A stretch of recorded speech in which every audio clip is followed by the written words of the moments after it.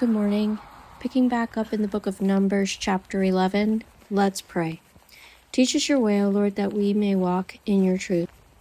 And the people complained in the hearing of the Lord about their misfortunes. And when the Lord heard it, his anger was kindled, and the fire of the Lord burned among them, and consumed some outlying parts of the camp.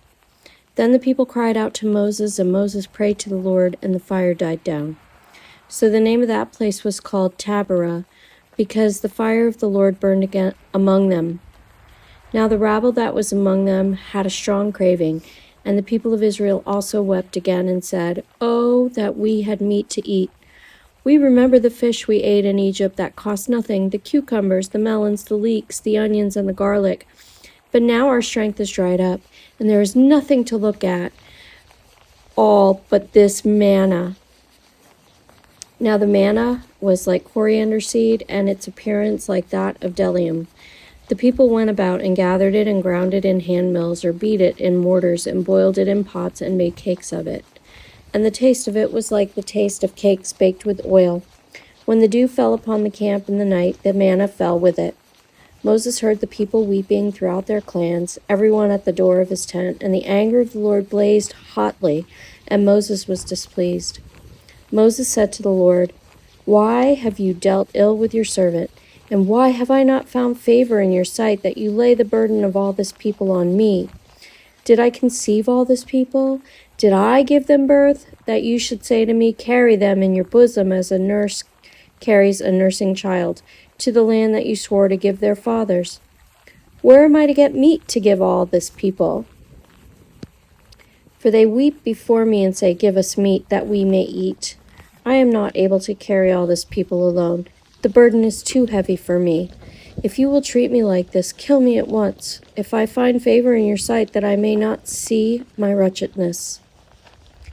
Then the Lord said to Moses, "Gather for me 70 men of the elders of Israel, whom you know to be the elders of the people and officers over them, and bring them to the tent of meeting, and let them take their stand there with you. And I will come down and talk with you there. And I will take some of the Spirit that is on you and put it on them, and they shall bear the burden of the people with you, so that you may not bear it yourself alone. And say to the people, 'Consecrate yourselves for tomorrow, and you shall eat meat. For you have wept in the hearing of the Lord, saying, Who will give us meat to eat? For it was better for us in Egypt. Therefore the Lord will give you meat, and you shall eat. You shall not eat just 1 day, or 2 days, or 5 days, or 10 days, or 20 days, but a whole month, until it comes out at your nostrils and becomes loathsome to you, because you have rejected the Lord who is among you, and have wept before him, saying, Why did we come out of Egypt?'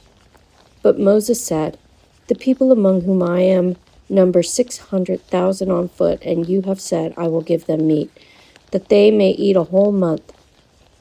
Shall flocks and herds be slaughtered for them and be enough for them? Or shall all the fish of the sea be gathered together for them and be enough for them?" And the Lord said to Moses, "Is the Lord's hand shortened? Now you shall see whether my word will come true for you or not." So Moses went out and told the people the words of the Lord, and he gathered 70 men of the elders of the people and placed them around the tent. Then the Lord came down in the cloud and spoke to him, and took some of the Spirit that was on him and put it on the 70 elders. And as soon as the Spirit rested on them, they prophesied, but they did not continue doing it.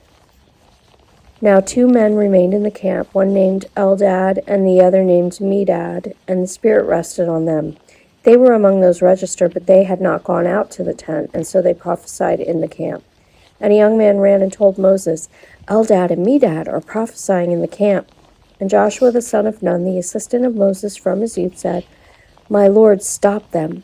But Moses said to him, "Are you jealous for my sake? Would that all the Lord's people were prophets, that the Lord would put his Spirit on them." And Moses and the elders of Israel returned to the camp.